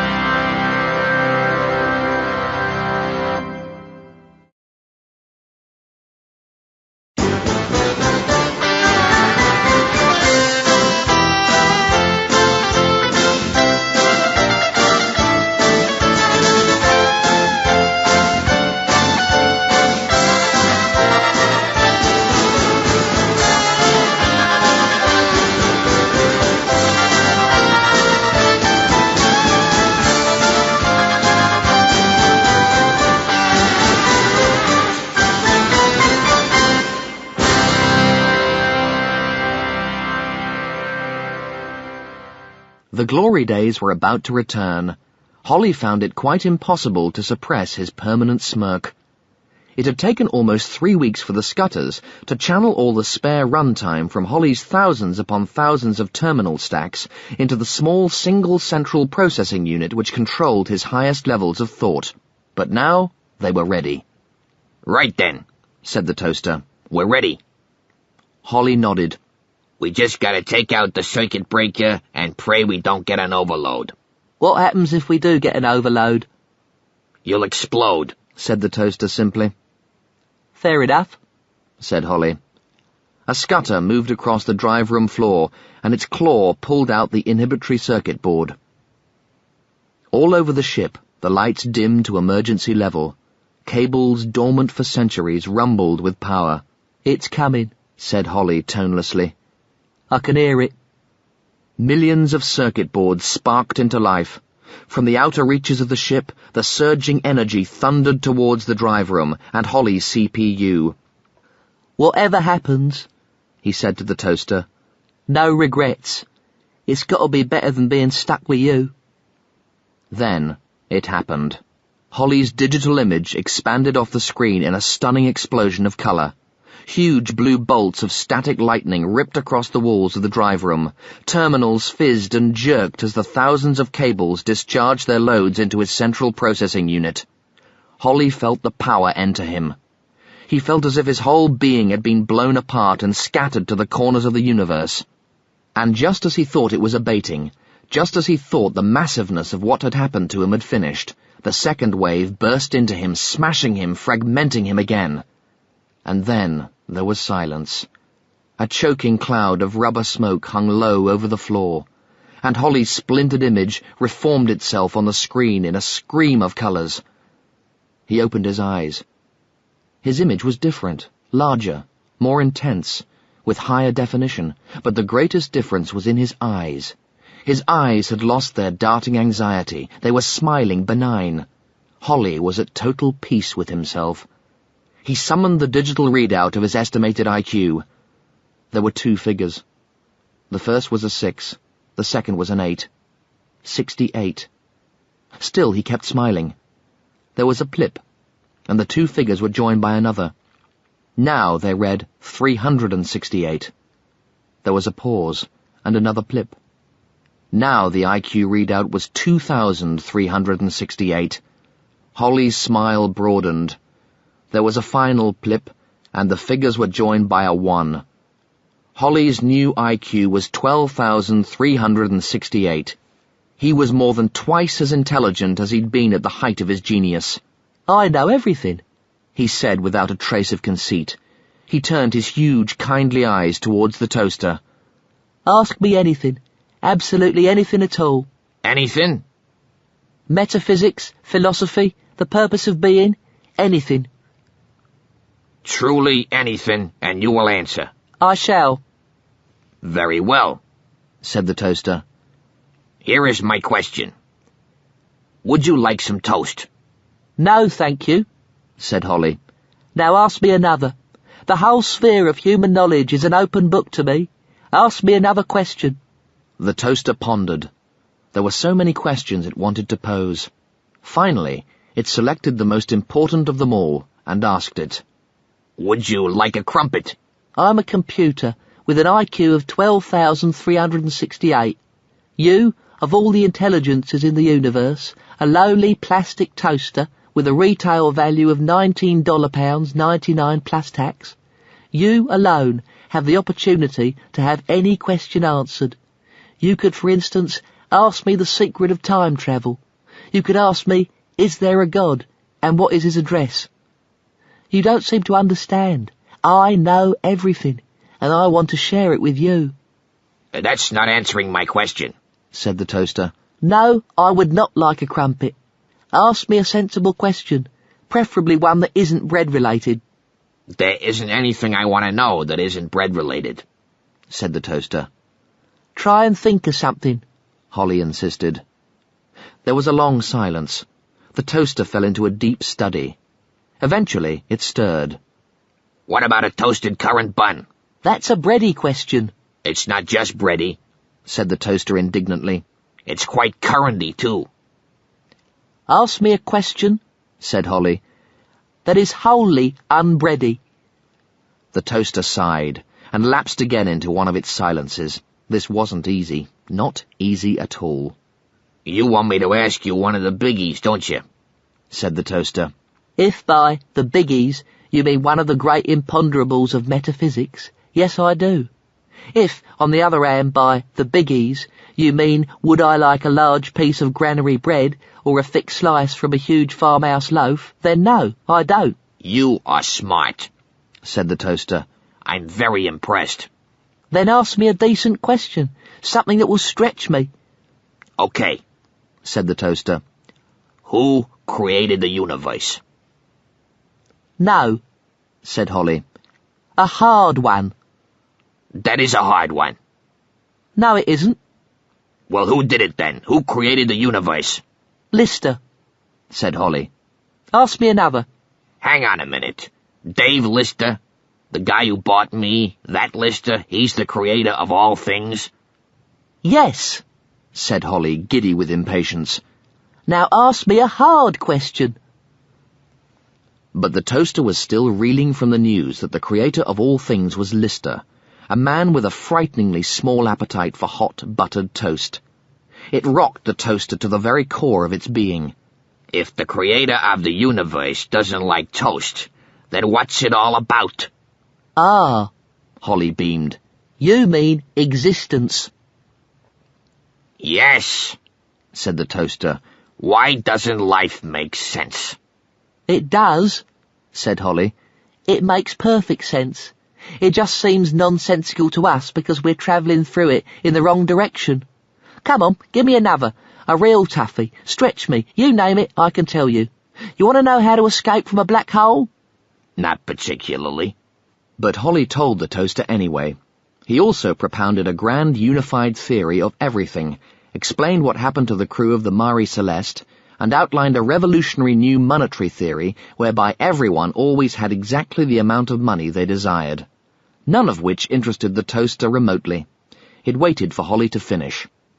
Hang on a minute. I have got another question. Shoot, said Holly. Why have you got an IQ of 12,368 when the manual said it would return and peak at 6,000? That's a very good question. Holly paused for a nanosecond. There was a miscalculation. You've doubled my IQ, but you've also exponentially reduced my life expectancy. So what's your life expectancy? Holly summoned up the figure from his long-term data relays. It flashed on the screen. 345 years? The toaster whistled. Well, it's not much, but at least you're brilliant again. You've misread it. There's a decimal point between the 3 and the 4. 3.45 years. Holly stared at the readout. It's not years, he said. It's minutes. His eyes widened. Fear rippled across his brow. 3.45 minutes? Well, the toaster corrected. It's actually 2.95 minutes now. Excuse me, said Holly, and to conserve the 2.9 minutes of runtime he had left, he shut down the ship's engines, transferred all stations to emergency power, and switched himself off. There was a pause. Then Holly turned himself back on for a fraction of a second, just time enough to direct one remark towards the toaster. You bastard, he said, then switched himself back off again. In his chief accountant's defense, leasing Rimmer's body had seemed a sensible idea at the time. There was absolutely no need for Rimmer actually to own his own body, when he was able to lease hire it from his own company and enjoy a multitude of tax benefits. The monthly payments were totally deductible, the tax completely reclaimable, and the money saved through the lease hire could be channeled into more profitable areas of capital expenditure. Whichever way you looked at it, it was a low-risk, tax-effective financial maneuver, with the additional bonus that he could change his body whenever he wanted. The only set of circumstances in which disaster would strike was so unlikely as to be unthinkable. To begin with, the entire corporation of Rimmer plc would have to come crashing to the ground almost overnight, with no cash flow, no assets, and absolutely nothing hived. Obviously, the chief accountant and his army of assistants would never allow this to happen. Also, if they needed any further insurance against such a series of catastrophes, it was surely the fact that the whole of Rimmer's world, this whole landscape with all its multitudinous scenarios, was created and controlled by his own subconscious. Therefore, a situation whereby Rimmer's own psyche created a scenario in which his own corporation, plc, was destroyed overnight with no cash flow, no assets, and absolutely nothing hived, lived in the probability tables alongside such fabulous impossibilities as the discovery of unicorns in 20th century New York, the whole population of China sitting down simultaneously, or forming an enduring and wholesome relationship with someone you met in a nightclub. It wasn't likely. It was more than not likely. It was millions to one. It was nearly impossible. But the nearly impossible happens sometimes, Rimmer reflected as he bounced around in the back of the armoured truck, manacled to Mr. Mongolia circa 499, and it was happening to him right now. What will they do to me? When we have to repossess, we separate your mind from your body. Then your body is placed in storage. You have 3 months to pay up, and if you don't, we put your body up for auction and sell it for the best price we can. What happens to my mind? Your mind's bankrupt. It's having its ass sued off by about 300,000 people. It'll have to do some time. Prison? The man nodded. You mean my essence gets put in prison? Yeah. You won't exist in any real physical form. You'll be more of a voice, a sound wave. They'll bung you in a soundproofed cell with some other sound waves, and you'll serve your time bouncing around the walls till your trial comes up. A sound wave? The man nodded again. Just pinging around a soundproofed cell? They went on silently for a couple more miles. I need to take a leak, said Rimmer eventually. Could we stop somewhere? No, said the man pleasantly. That's not your body to pee out of anymore. Rimmer had lost track of the amount of time he'd spent bouncing from wall to wall in the soundproofed cell. The tedium wasn't even relieved by food breaks. He had no body left to feed. He was sharing his cell with 3 other sound waves. The nicest was Ernest, who had lost his body 2 years previously when interest rates had gone up 3 times in as many months, and he couldn't make the payments on his body mortgage. Then there was Jimmy. Jimmy didn't talk much. He just bounced up and down from floor to ceiling, snarling at anyone who bounced in his way. Jimmy had got life for hijacking rich people's bodies and taking them on joyrides. Rimmer got the impression Jimmy was a bit of a head case. Finally, there was Trixie LaBouche. Rimmer had been slightly embarrassed to discover he was sharing a cell with a female sound wave, but the sound cells were hopelessly overcrowded, and mixed-sex sound was the only way the system could operate. Trixie was a hooker who had sunk so low she had literally sold her body for a weekend of lust to a Dutch astro called Dutch. The weekend didn't go exactly as promised. While her essence stayed with friends, Dutch had used her body to rob 3 banks and then left it abandoned in a car park. A few days later, she got her body back, but was then arrested on 3 counts of armed robbery. A key jangled in the lock and a series of bolts slid back on the outside of the cell door. 2 guards appeared in the doorway, one holding a grey-cladded box, the other a sound gun, a sort of inverted umbrella speared by a receiving aerial that could capture any sound waves that foolishly tried to make a break. The first one spoke. Which one's Rimmer? Me, said Rimmer's essence. Get in the box. You got a visitor. Rimmer bounced across the cell and into the box, and the lid was closed. He could hardly move inside the cladded interior, and his confinement seemed to go on for hours. Finally, the box opened, and Rimmer's sound wave found itself in another soundproofed cell with a beautiful Brazilian woman. Are you here, my darling? Juanita was calling. Rimmer ricocheted between her 2 hands. Thank God you've come. My poor papoose, what have they done to you? You've got to get me out, said Rimmer. I'm going crazy here. I'm stuck with a bunch of psychopathic sound waves. They're so coarse and horrible. I've spoken to your lawyers. They're working on an appeal. They think you could be out of here inside 18 months. 18 months? Rimmer's sound wave screeched so loudly it bounced across the room a dozen times. You know how long these things take. What else can we do? Juanita, you have money. You can buy my body back. No, I have nothing. What do you mean, nothing? What about the alimony? What about the $50 billion divorce settlement? I spent it. She shrugged.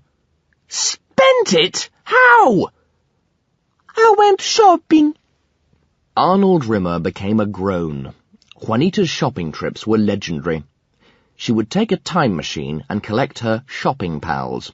Usually Marie Antoinette, Josephine Bonaparte, Imelda Marcos and Liz Taylor, and go on a spree through time. The average spree usually lasted a week, and the credit card statements duly arrived in leather-bound volumes the size and density of the Encyclopedia Britannica. I thought you'd had a personality change. I bought that last. She smiled innocently. No, I'm just as broke as you. It's better to be broke. It's better for the soul. Rimmer formed himself into ripples and hurled himself at the wall. They let me see your body. How is it? He's fine. Looks a little vacant, dribbles a lot, but they are treating it well. They even allowed me to make love to it. Rimmer pictured his body as the passive semi-comatose participant in a torrid sex scene. It struck Rimmer as being absolutely typical of his life to date. At last his body had got to make it with Juanita, and he hadn't been in it. The guard with the box returned, and Rimmer was taken back to his soundproofed cell, and on the way he formed himself into a single repeating two-syllable word. And the sound was, Escape!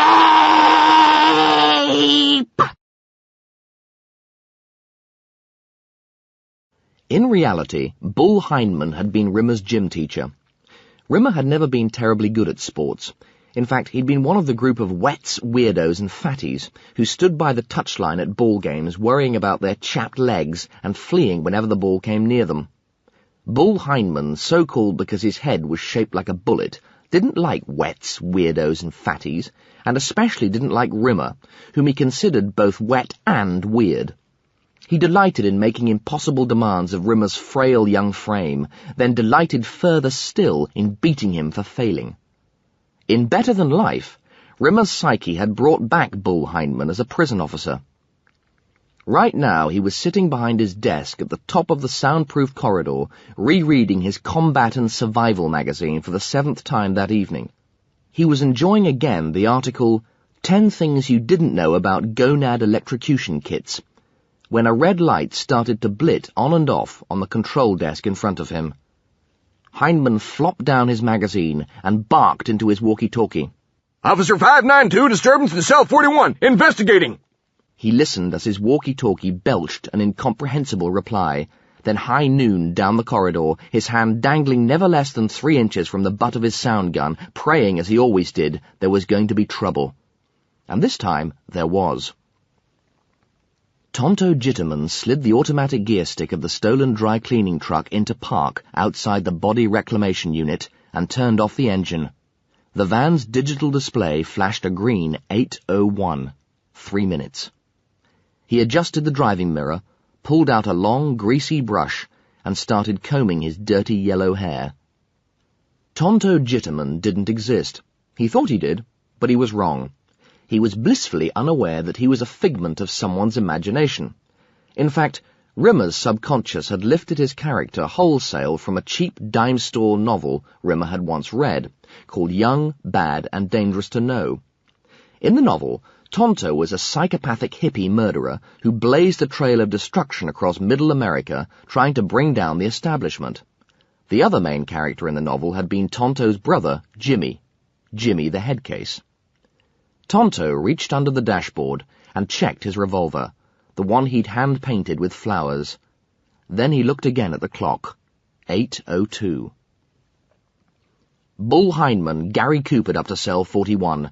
His enormous bunch of keys jangled over his groin in crude macho symbolism, his hand wavering inches from his holstered sound gun. The cell door ground open. What's the problem? It's Jimmy, said a formless voice at the back of the room. He's sick. Real sick. What do you mean he's sick? Heinemann asked, his upper lip rearing. He's a goddamn sound wave! Jimmy's sound wave groaned weakly. Maybe it's some food he heard about. Bull Heinemann's slow mind swirled the concept around, hoping it would make sense. What the hell are you talking about? Don't move, said a woman's voice behind him. There's the Colt 45 pointing right up your ass. If you don't want to become a huge polo mint, you'll drop the sound gun and get up against the wall. Bull had assumed the position against the padded cell wall before he realized he'd been duped. Rimmer, Ernest, Jimmy, and Trixie hurtled down the corridor at the speed of sound.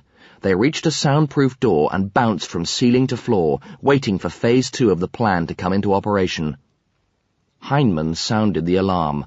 He pressed the panic button and started screaming, Voice break! Voice break!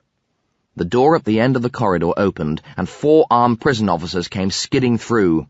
Now, Jimmy hissed, and the 4 sound waves threw themselves against the wall and ricocheted back through the open door. There was a squeal of leather as the rearmost officer spun in his tracks and squeezed the sound gun trigger. The highly powered microphone received Ernest's sound wave, sucked it back down the corridor, and trapped it in the gun's holding chamber. The 3 remaining sound waves formed themselves into a high-pitched wail and hurtled out of E-Wing, down a stairwell, under a door, and arrived in the security operations room, which was teeming with warders and banked with floor-to-ceiling surveillance equipment. A blue-suited security officer turned from a matrix of sonar monitors and shouted, "They're here!" as the 3 sound waves ricocheted round the room. A group of officers ran for the sound gun cabinet, scattering newspapers, half-finished burgers, and styrofoam coffee cups across the polished floor. "Lock the door and seal it!" "We got him!" An officer pressed the send button on his walkie-talkie. "All points, repeat, all points! We have voice breakers isolated in Security Central!" But by the time he'd said this, it was no longer true. 8:04. Tonto whirled the dial on the amplifier's tuner and locked in on the prison security frequency. "All points!" he was hearing. "Repeat, all points! We have voice breakers isolated!" Jimmy, Trixie, and Rimmer zipped into the guard's walkie-talkie and sped along its transmission frequency. They were escaping as radio waves. Jimmy led, followed by Rimmer and Trixie. Somewhere they lost Trixie, and just Jimmy and Rimmer hurtled on at the speed of sound. "In Security Central!" Jimmy and Rimmer crashed through the amplifier's speakers into the cab of the dry-cleaning truck. Tonto looked round. "Jimmy, you here?" Jimmy's voice. "Let's go." Rimmer's voice. Where are we? "Who's that?" "He's called Rimmer," said Jimmy. "He's all right. We can use him on the next job." What now? Rimmer was saying. "We pick up a couple of bodies and get out of here." The dry cleaning truck crunched up to the security barrier outside the body reclamation unit. Tonto leaned out of the cab window and smiled pleasantly. "Laundry." He prodded a thumb towards the back of the truck and upgraded his smile from just plain pleasant to downright charming.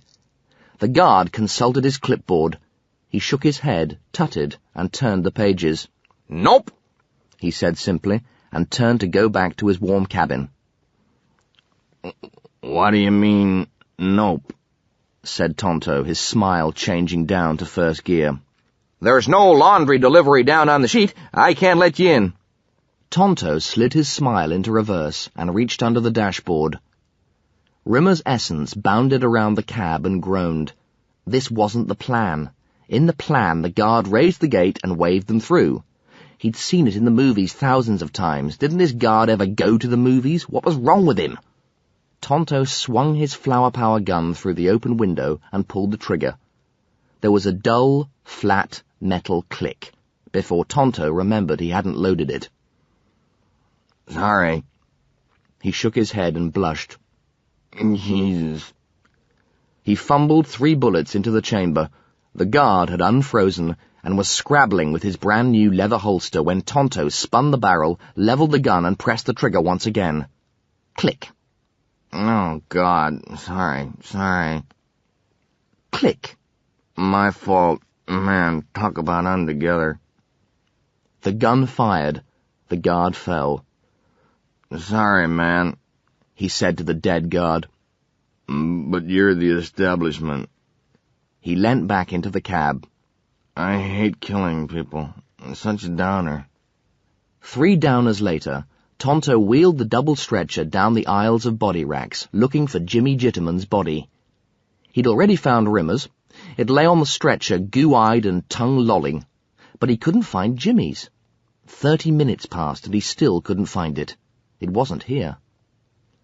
He opened the small soundproof box, and Jimmy and Rimmer bounced out. "Your body's not here, Jimmy. They must have auctioned it already." I'll take that one instead. That's my body, said Rimmer firmly. Was. Now wait a minute. Me and that body go back years. It has great sentimental value. You can't just take my body. Get him another one. I don't want another one. Okay, don't get him another one. Okay, get me another one. The sound waves bounced back into the box. Tonto unhooked the nearest body to him and slammed it onto the stretcher alongside Rimmer's. When Rimmer opened his eyes, he found himself standing in front of himself before he remembered Jimmy was in his body now, and he had a new one. Rimmer wasn't quite sure how he felt. Pretty peculiar was about the best label he could find. Seeing Jimmy in his body, standing in a way he would never have stood, his lips twisting, his features into an expression he'd never seen before, made him feel an emotion he'd never experienced. Jealousy was part of it. Anger was there, frustration certainly, a large scoop of nostalgia, and the same feeling he'd once had when he lent his mountain bike to his brother Howard, knowing, without evidence, it wasn't going to be looked after terribly well. And strangest of all, a weird kind of glowy feeling at the bottom of his stomach. "Okay, let's get out of here," Jimmy was saying with Rimmer's voice from inside Rimmer's body. Then Jimmy did something that made Rimmer feel even more peculiar. He was one of those men, macho-bred, who liked to stand with their legs apart, one hand over the groin of their trousers, quite openly cupping their testicles. He felt very odd indeed, watching helplessly as another man idly juggled his own genitalia. Or rather, his ex-genitalia. Before he could cry out, "Hey, keep your filthy hands off my goodies!" the swing doors at the far end of the transfer suite slammed open, and 6 armed officers came in firing. Rimmer didn't know who to be scared for most, himself or his ex-self. Jimmy, in Rimmer's body, was standing almost contemptuous of the guards' barrage, in the middle of one of the aisles, firing off 2 handguns stolen from Tonto's victims. He was laughing, too. He was actually laughing, using Rimmer's vocal cords and Rimmer's laugh. The high-pitched giggle which Rimmer usually reserved for moments of high humour, hardly appropriate in a pitched battle to the death. "Out the back!" Tonto was yelling. "You go!" Jimmy laughed in Rimmer's body. "I got me some goons to kill!" "Leave it. You don't stand a chance." "Who cares?"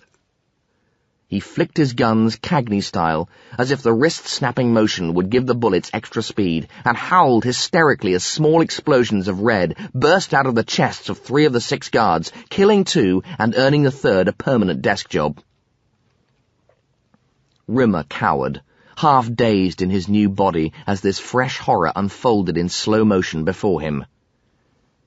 Here was the body of Arnold J. Rimmer, gunning down security guards like ducks at an arcade and plainly enjoying it in full view of 3 police witnesses. Now how was that going to look in court? He wasn't in it, but his body was a cop killer. This seemingly untoppable horror was then topped by an even more untoppable horror moments later, and this second untoppable horror was then topped itself by a third, even more untoppable horror less than 10 seconds after that.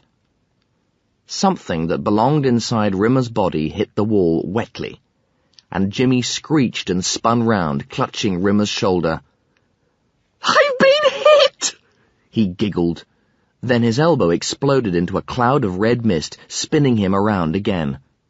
"Twice!" He snorted laughter spittle as Tonto laid down some covering fire and edged towards him. "Come on, we can still get out." Tonto grabbed Jimmy and hauled him through the doorway, still firing. Rimmer stumbled after them. They dashed down a corridor, Tonto and Jimmy effortlessly accelerating away. Rimmer couldn't keep up. For some reason, running was incredibly painful, but the pain wasn't in his legs, it was in his chest.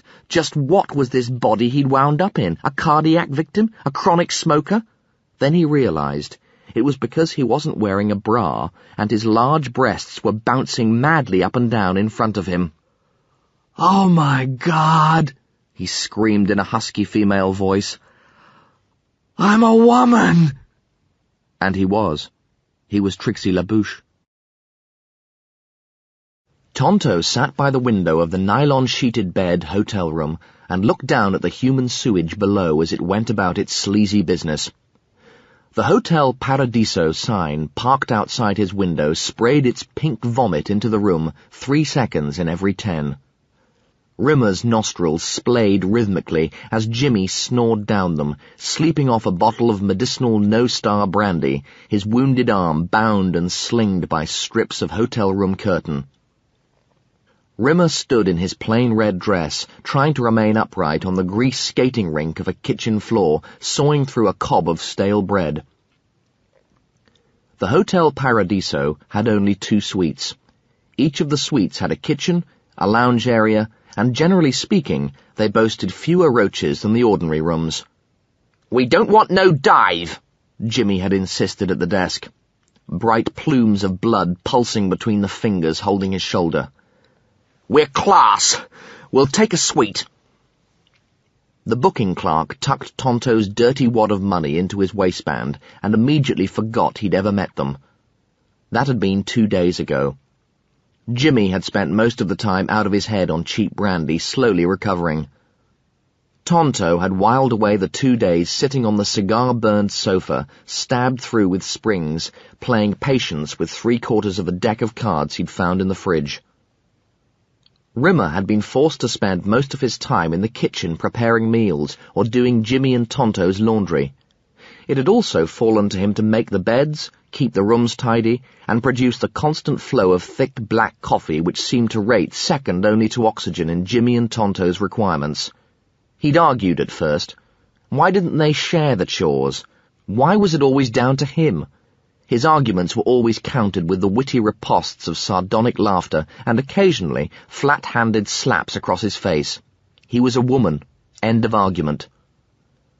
The slaps across his face hurt his woman's body more than any punch he'd ever received as a man. It hurt physically, yes, but it was the hollow feeling of helplessness, defenselessness, vulnerability that caused the real deep pain. These guys were brutes. They were stronger than him.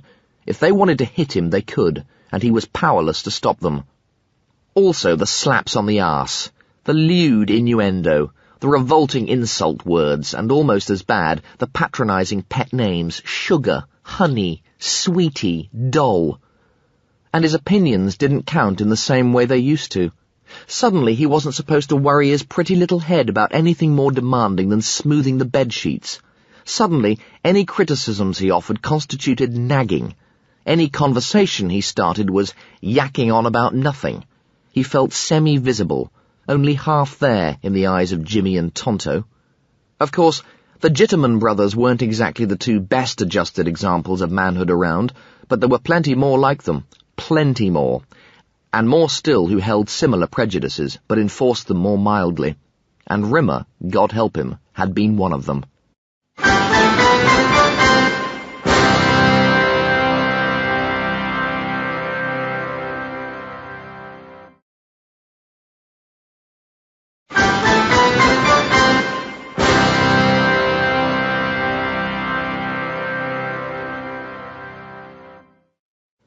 Tonto got up. "We got any food, chick?" Look, I'm a man. True, I'm a man trapped inside a woman's body, but I'm still a man. Stop calling me chick. Tonto laughed. "You don't look like a man." He slapped Rimmer's backside and opened the door. "I'm going out to spend what's left of the money.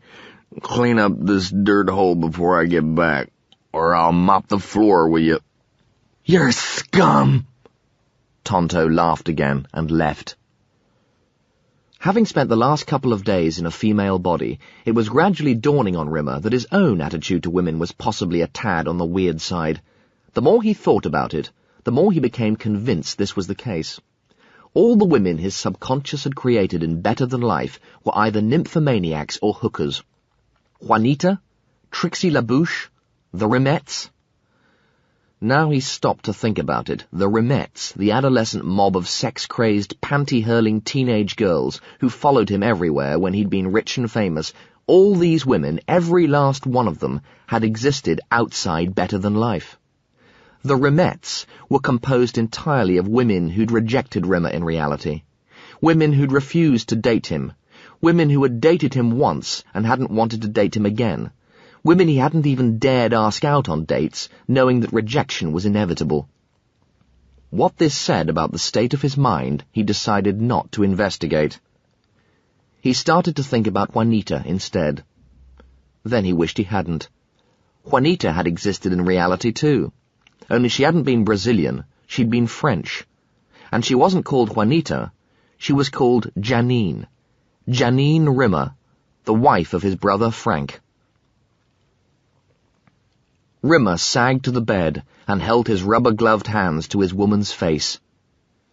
Then he started to think about Helen, his second wife. She hadn't been a nymphomaniac or a prostitute. She was frigid. That's why he'd liked her. She had made him feel safe. There was something about Helen, a certain quality. He'd known Helen in reality, too. Who was she? The game had made her younger. Mentally, Rimmer aged her face. She was his She was his She was his mother. He'd married his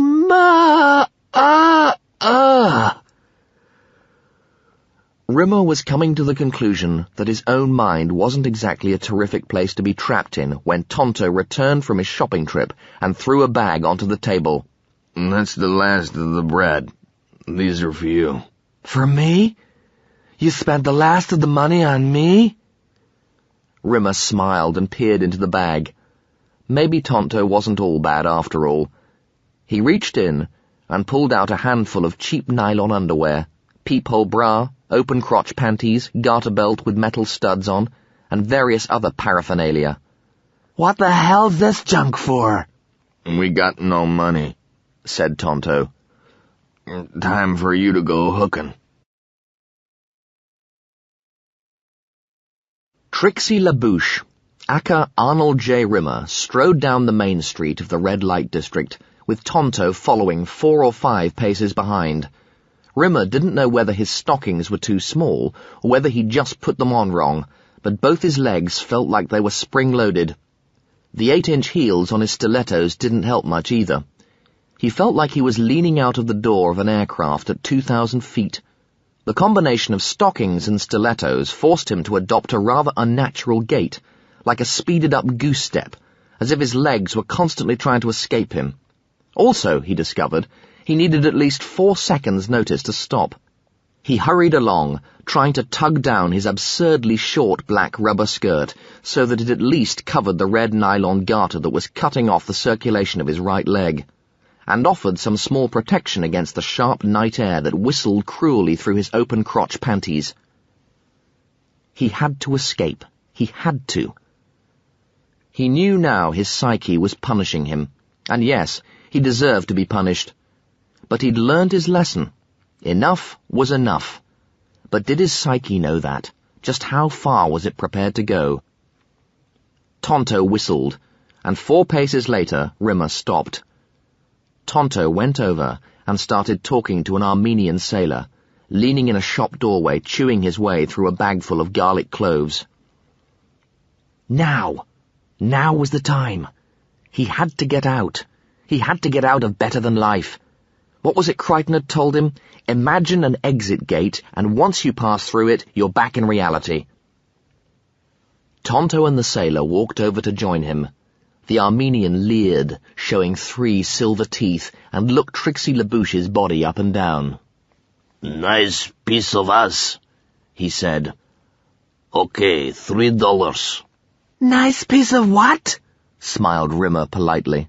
Nice piece of little chicken ass, grinned the Armenian. Can't wait to get my teeth into it. Well, while you're waiting, Rimmer grinned back, why don't you get your teeth stuck into this? He slammed the corner of his shoulder bag into the Armenian's leer and brought his right knee up between the sailor's legs. As the Armenian concertinaed neatly to the floor, Rimmer swiveled round and imagined the exit gate. The pink neon archway materialized across the street, and he ran towards it, Tonto in pursuit. Unencumbered by stilettos, Tonto was naturally faster, but surprise had given Rimmer a 10-feet start, and he reached the exit a good yard or so ahead of the furious psychopathic hippie. Rimmer dived through the exit gate, but hit something hard and unyielding, and bounced back out again. He tried a second time, same result. Tonto grabbed Trixie's peroxide hair and hauled Rimmer up to face level. Don't get cute, sweetie. Don't move, Jitterman! Tonto's eyes clicked right. The police officer crouched behind a parked car, his long-stemmed gun trained on Tonto. The party's over, Jitterman! Hey, said Tonto with a demi-smile. the party ain't over till there's only Cinzano left to drink. Huh? Tonto pushed Rimmer aside and went for the gun in his waistband. He never made it. 5 bullets thudded into his chest and he slithered down a car. Then he said the classic final line from Young, Bad, and Dangerous to Know. Life is like a joystick. Blood gurgled from the corner of his mouth. It stinks, and then it's over. On reflection, Rimmer thought as he scurried down the street, maybe it wasn't such a classic line after all. He doubled back to the hotel. The exit hadn't worked. Why? There could be only one answer. They'd all joined the game together. The headsets were interconnected. It was a shared scenario. They all had to leave together. Jimmy Jitterman in Rimmer's body stood on the steps of the Hotel Paradiso, engaged in a pitched battle to the death with 15 officers of the Special Weapons and Tactics Unit. He was taking on an entire SWAT team single-handed in Rimmer's body. 300 bullets Gouda cheesed Jimmy Jitterman out of existence, and a second volley completely obliterated Rimmer's old body.